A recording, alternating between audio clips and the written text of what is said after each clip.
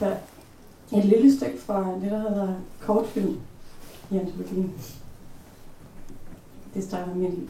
Og det er forskellige karakterer. Der er 4 karakterer, men det kommer ligesom bare som oplæsning. Narcissismens rehabilitation blandt tynde bøsser og soldater.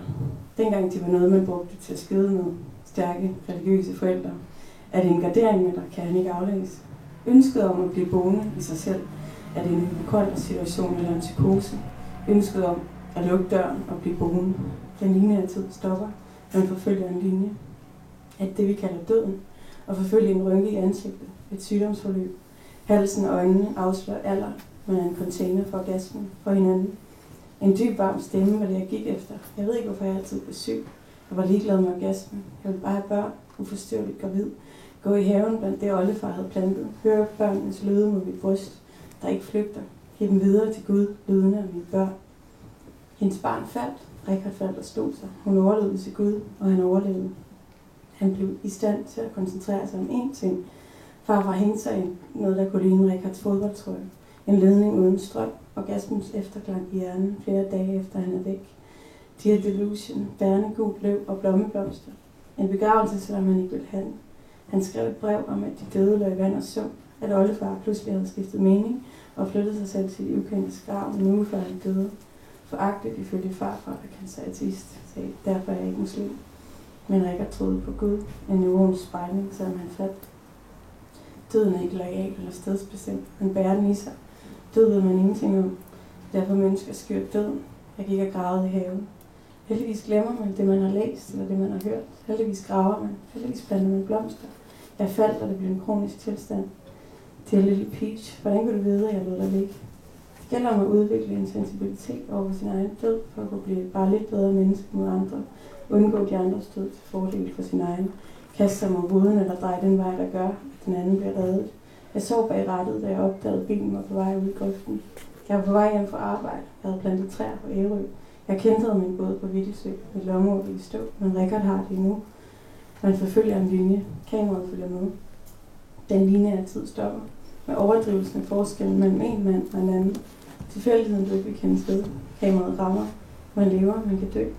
I det tøjet ryger af, man er allerede på vej ud af kærligheden, den man har erklæret. Kameraet forsvinder. Man har ingen objekter at gemme sig bag, kun sin egen energi.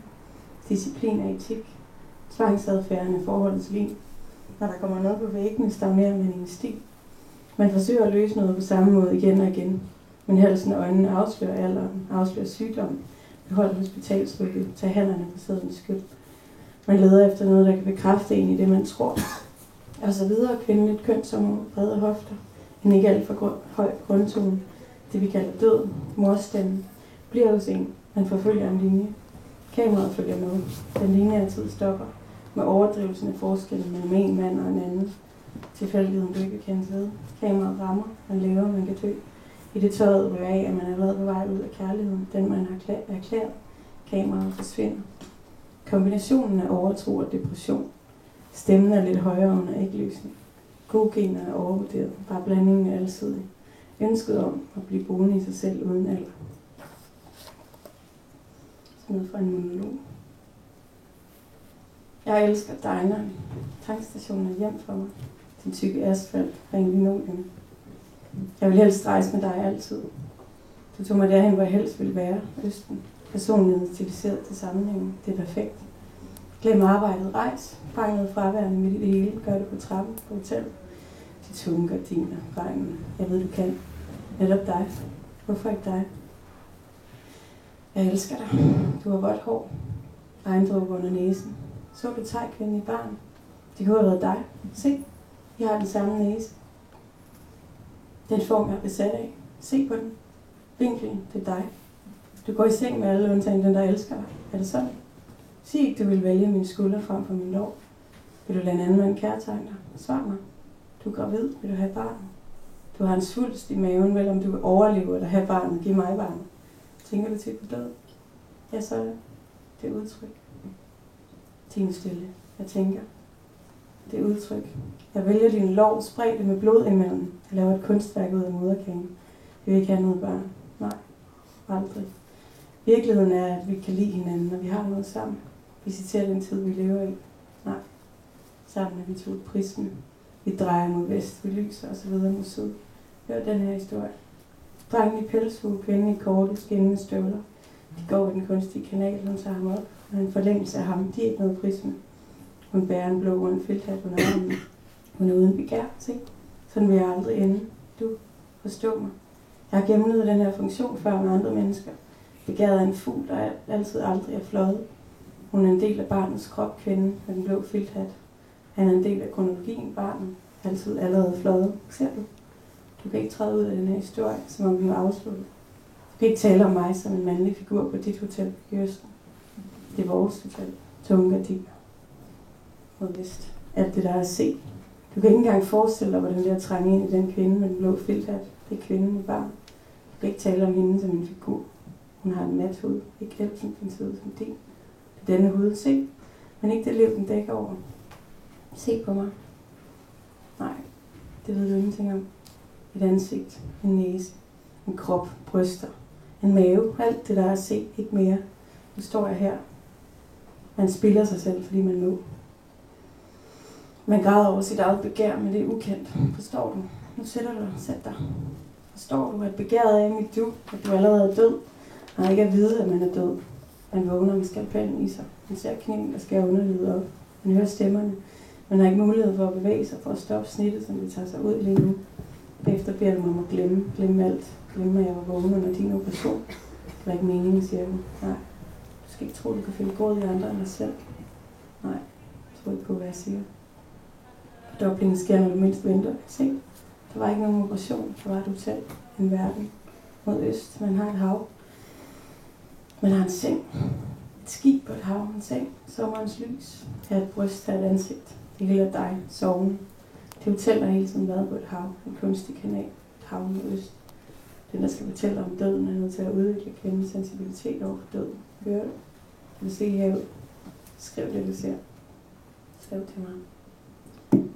Og så er det den sidste tekst. Men jeg tror egentlig, i stedet for at læse den,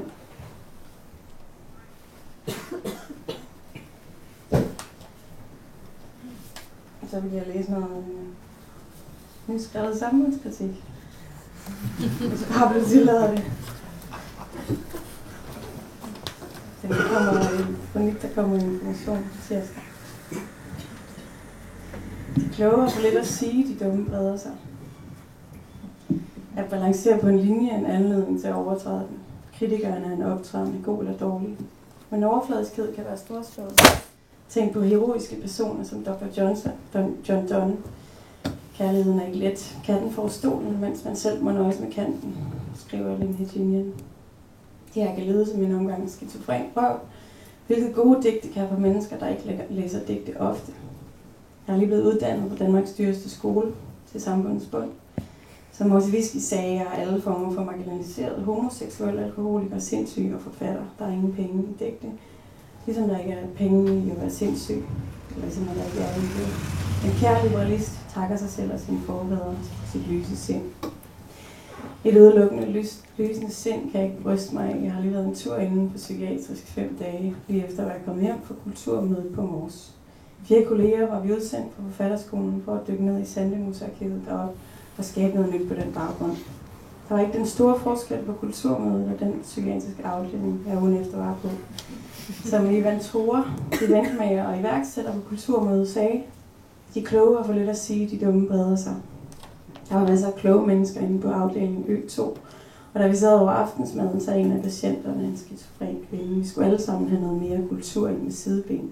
Jeg kan ikke sige Svanesøen for jer, de små danserinder, eller Sylfiden, hvorefter en af plejerne svarede, Sylfiden, er det mig, du hentyder til? På opslagstavlen på afdelingen, en lukket, stod der smil, det smitter. Om morgenen havde en af sociopraktikanterne på morgenmøden sagt, at vi skulle have nakketyk tarm. Nakketyk kamp rettede hun lidt et stykke tid efter. Og senere på dagen efter at have en afmålt mængde slik op til en patient, råbte hun, kan du så høre efter, hvad jeg siger, og gå ind på dit værelse med den tallerken. Du skal ikke dele slik ud til de andre. Hvis bare alle får lidt kage, som Marie Antoinette sagde, hvis bare de uuddannede ikke bredte sig sådan. Spare nogen ud over Blachman, der også deltog i kulturmødet, og en cool skizofren kvinde turde sige, at vi skulle have noget mere kultur ind med sidebenene. Al respekt for Blachman og hans sociale indignation er reel. Men på mødet på Mors var skåltaler og hanekamp. Jørgen og Pablo og Via stod på scenen og fik ikke mange ord indført. Adrian var dybt fornærmet over kritik fra publikum af, at der kun var hvide mænd over 50, der stod på scenen. Skriv det i jeres evaluering, sagde han. Hvor læger min medkollega råbte, I don't believe you. At balancere på en linje er en anledning til at overtræde den. At lave kunst er en indadvendt proces, hvor man ikke tænker på, hvem der skal modtage det, eliten eller folket, mens man er fordybet i værket. Som jeg net sagde, den proces har at gøre med lidelse og tvivl, det at være menneske. En skelnen mellem det elitære, det folkelige, de dumme og de kloge bliver ofte en ligegyldig diskussion, hvor Knud Romer står og råber, og Clemen Kjærsgaard sørger for setup og payoff, og der intet foregår derimellem. I sådan en forum handler det om at sætte dagsordenen, men ikke om at hjælpe dem på bunden af samfundet. Dem, der egentlig har en masse at sige, en masse kreativitet og kunst at byde ind med, men som ingen lytter til. Da jeg kom ud fra Ø2, besluttede jeg mig for at kæmpe for dem. Dem, der ville diskutere Svanesøen og Sylfiden. Dem, der ville låne mig deres Lady Gaga parfume, da jeg overvejede trækstikket.